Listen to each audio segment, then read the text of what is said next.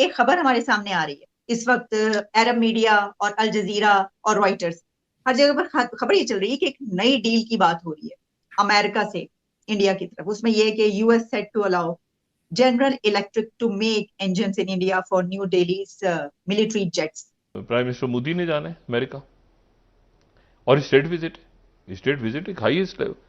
तो इसका मतलब है कि सर एक और बहुत बड़ी डील, बहुत बड़ी इन्वेस्टमेंट। और आज तो फिर देखा जाए तो अमेरिका जो है वो तो they are on the lap of India right now. BRICS की समिट हो रही है, वहां पे जो हो रहा है सारा। अब दुनिया इंडिया को लेक्चर नहीं करती, और अगर इंडिया को लेक्चर करें तो इंडिया जो है उसको उनको स्नब कर देता है, जवाब देता है, वीजे नहीं देता।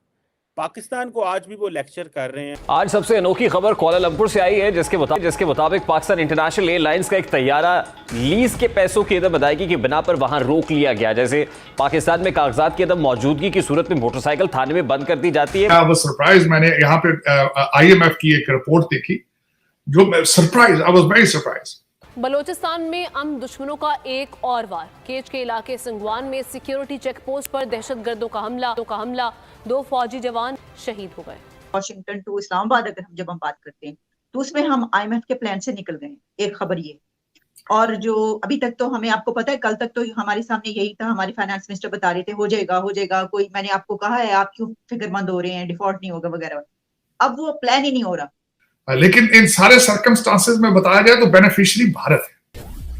जय हिंद दोस्तों, very warm welcome to Hindustan special channel. करीब एक दशक के लंबे इंतजार के बाद भारत और अमेरिका के बीच सैन्य विमानों के इंजन को लेकर एक बड़ा रक्षा सौदा होने वाला है। संयुक्त रूप से स्वदेशी जेट के निर्माण और लड़ाकू विमान के इंजन के लिए अमेरिकी कंपनी जनरल इलेक्ट्रिक के साथ भारतीय कंपनी हिंदुस्तान एरोनॉटिक्स लिमिटेड की साझेदारी के लिए भारत एक बड़े रक्षा सौदे पर हस्ताक्षर करने के लिए तैयार है। प्रारंभिक साझेदारी केवल सैन्य विमानों के इंजन के लिए होगी।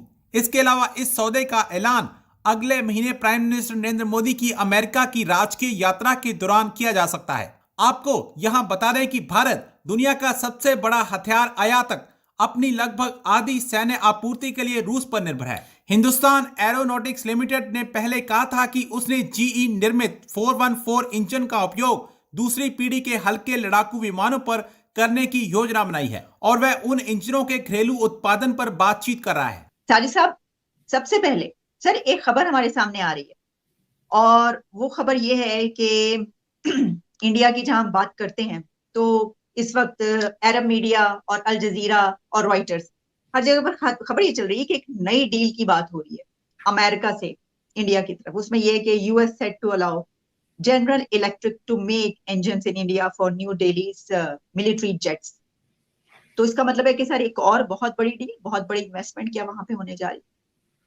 देखिए, ये एक नया ट्रेंड है। मैं जिस तरह आपको मैंने पहले बताया है कि इसका सिलसिला आज से नहीं है, बल्कि मैं यहाँ पे ये भी बताना चाहूंगा कि माजी के अंदर आज से तकरीबन 10 साल पहले ये उस वक्त भी ये डिस्कशन चल रही थी कि F-16 जो है वो इंडिया में मैन्युफैक्चर किए जाए, बराक ओबामा दौर के अंदर उनका आखिरी टाइम। और आज तो फिर देखा जाए तो अमेरिका जो है वो तो they are on the lap of India right now. वो तो जिस तरीके से अगर दौरा देखा जाए, जो पिछला दौरा था मोदी साहब का, starting from Japan to Pacific और उसके बाद ऑस्ट्रेलिया तो पैसिफिक खासकर, यहाँ पे ये भी बताना चाहूंगा कि आज जब हम ये बात कर रहे हैं इस वक्त जापान, फिलीपींस और US they are doing the exercise in South Asian sea right now. और उसके बाद जो कल परसों जो वाकया हुआ है, जो एक अमेरिकन एयरप्लेन जा रहा था और उसके सामने से चाइनीज जो गुजरा हथियारा, जिस तरीके से उन्होंने मनूवर किया है, उसकी वेव जो है वो यहाँ तक वॉशिंगटन DC तक उसकी आई है। टोनी बिल्किन साहब को ने उस पर अपनी रिजर्वेशन का इजहार किया है। ऑस्टिन लॉयड जो है इस वक्त वो हमारे एशिया के दौरे पर है, हांगकांग पे। लेकिन इन सारे सर्कमस्टांसेस में बताया जाए तो बेनिफिशियरी भारत है। जो सफर उनका लिया जाए इंडियन इंस्टीट्यूट ऑफ टेक्नोलॉजी से, और फिर उसके बेनिफिशियरी यहाँ पे उनके जो CEOs हैं हमारे, फिर उसके बाद चाइना अमेरिका की दुश्मनी, और उसके बाद अमेरिका की सैंक्शंस टुवर्ड्स चाइना, और वहां से अपने चाइना से उस पर डिपेंडेंसी को खत्म करने के लिए हर जो मैन्युफैक्चरिंग चीज है, आइडिया है, उसको वहां से उठा के चाइना से भारत में ले जाया जा रहा है। और उसमें बल्कि मैं आपके देखने वालों को आज सुबह मैं वाज सरप्राइज, मैंने यहाँ पे IMF की एक रिपोर्ट देखी जो surprise, I was very surprise. उसमें उन्होंने बताया है कि अमेरिका की इकॉनमी इस वक्त जो है 1.9% पे है, यूरोजोन की 0.8 पर है, रशिया की 0.7 पर है, और उसके बाद चाइना की 5.2% पर है और भारत की 5.9%। तो ग्रोथ उनकी ये उनकी प्रोजेक्शन है फॉर द 2023, और 2022 में भारत की जो इकॉनमी थी 6.1 थी। तो अगर अब ये सारी चीजें देखें आप, और सारा फिर उनका अभी मैंने पढ़ा, पूरी रिपोर्ट मैंने पढ़ी है IMF की कि इसकी वजह क्या है। उनकी एग्रीकल्चर है, नॉर्मल मॉनसून है, उनकी प्रोडक्शन है, उनकी सर्विसेज बेस्ड इकोनॉमी, फिर उनकी एक्सपोर्ट्स हैं। ये सारी चीज देखें तो इस वक्त लग रहा है कि इस वक्त ग्रोथ सिर्फ है तो यह चाइना में या भारत में है।